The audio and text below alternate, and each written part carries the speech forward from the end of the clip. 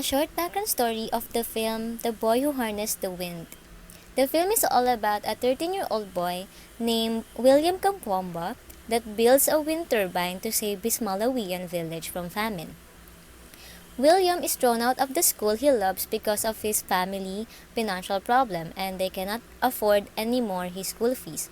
But then William pursues what he loved to do by sneaking to the library and learns how to build a windmill to save his village. At the end of the film, William is granted a scholarship to continue his education and eventually graduates from Dartmouth College in America. His works went viral and led William to give a TED Talk on his journey. From the movie title itself, harnessing the wind means the wind's energy has been harnessed for centuries.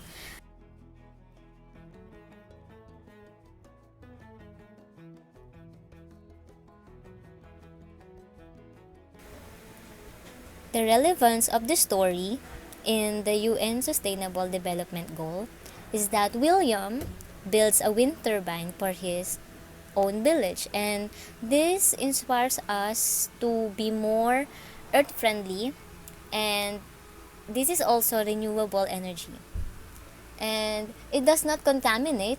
It also reduces the one of the fossil fuels which are the origin of greenhouse gases that causes global warming. The economic impacts of wind turbines are jobs, new source of revenue for farmers and land lease, and also an increased local tax base. This will contribute a lot to the UN Sustainable Development Goal because it gives us an idea on how we become more earth friendly by doing this, while it is also beneficiary to us. The story inspires us to be more open about this renewable energy to improve our environment without risking the life of it. The theme of this story is reinvention, recycling, rebirth, and survival. In this story, it illustrates the poverty in Malawi and lack of education of every individual because there is no support from their government in quality education. In the Philippines, like Malawi, many rural areas lack government support, especially in mountain provinces because it is difficult for local governments to communicate because their area is far from urban. Many rural areas in the Philippines don't have the technology and support of the government, particularly when it comes to electricity. That's why some of our countrymen have a hard time when it comes to daily food because most of them are farmers and they don't earn that much from farming because many of us enjoy the product or rice from other countries than our local farmers.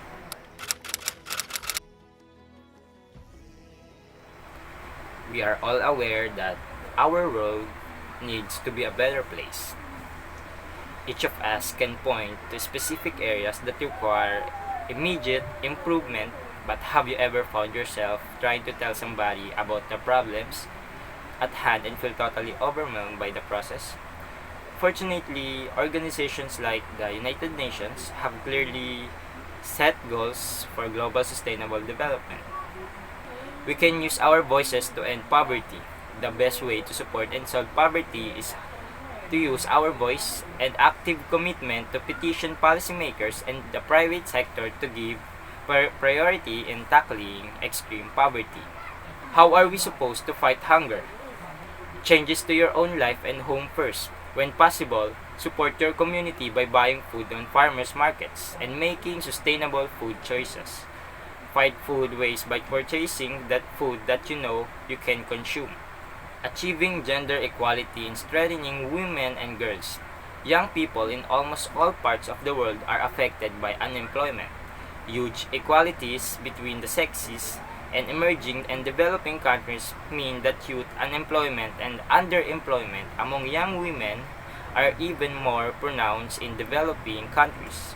Women meet barriers to the realization of their economic rights, which in turn shapes women labor's market, entrepreneurship, and innovation outcomes. Save electric power by turning off appliances when not in use. and use energy-friendly light bulbs. And especially, recycle your own trash.